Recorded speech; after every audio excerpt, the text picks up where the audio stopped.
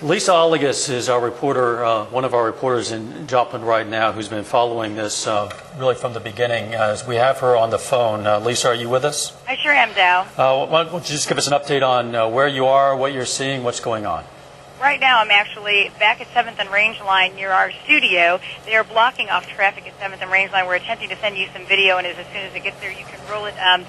We know that they're creating a triage center in front of Home Depot, which was destroyed, but there's a big lot in front, and many of the ambulances are staging there, and they are working with the wounded and getting them put onto ambulances there. The entire 2 hours, 3 hours, actually now we're going on 4, there have been ambulances and sirens going nonstop.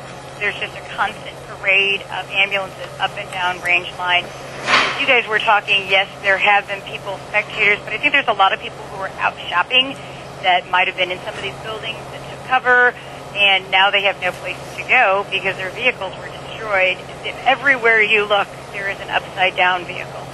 We saw some of the video that apparently you shot that you were describing, and maybe they can play some of that again. But we saw some people who were tossing debris, boards, bits of buildings. Are they looking for people underneath all of this rubble? What exactly were they doing? That was once the Payless shoe store, Dow, and 2 women were believed missing, and they were desperately searching for them.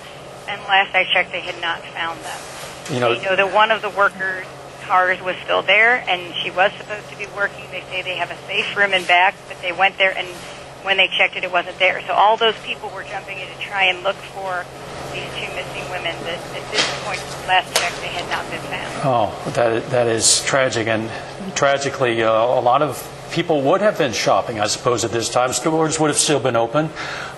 Joplin, of course, is a commercial hub for this area, so a number of people would have been in town on this Sunday evening, perhaps eating at restaurants or shopping, and certainly weren't expecting this when they headed out. That's correct.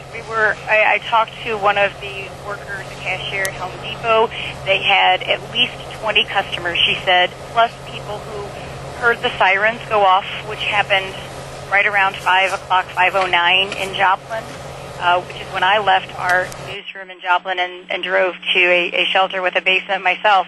And a lot of those people stopped their cars, got out, and went into Home Depot as well, and they took them all to shelter. They were only missing 1 employee at Home Depot, but you could see that vehicles had gotten thrown off Range Line Road into the front of the building, many upside down. I was told by witnesses that there was this red pickup truck. We have some video of the truck at some point, and there were at least 2 children in there that were seriously injured, at least, maybe worse, that these witnesses saw, and were trying to help find people whose cars just got blown off the road. You can see lots of overturned vehicles around. There was a rowboat wrapped around some power pole at one point on one side of the street. Wow. It's amazing that Mythos was still standing when almost every building around it was down. We're seeing some video now. It appears to be Academy Sports, I believe. That's right. Academy was very damaged. The fire station's buses are lining up there now to transport anybody who has been displaced or whose house may have been damaged in this area. But Academy was seriously damaged. And just to the right of that, there was like a Goodyear service center.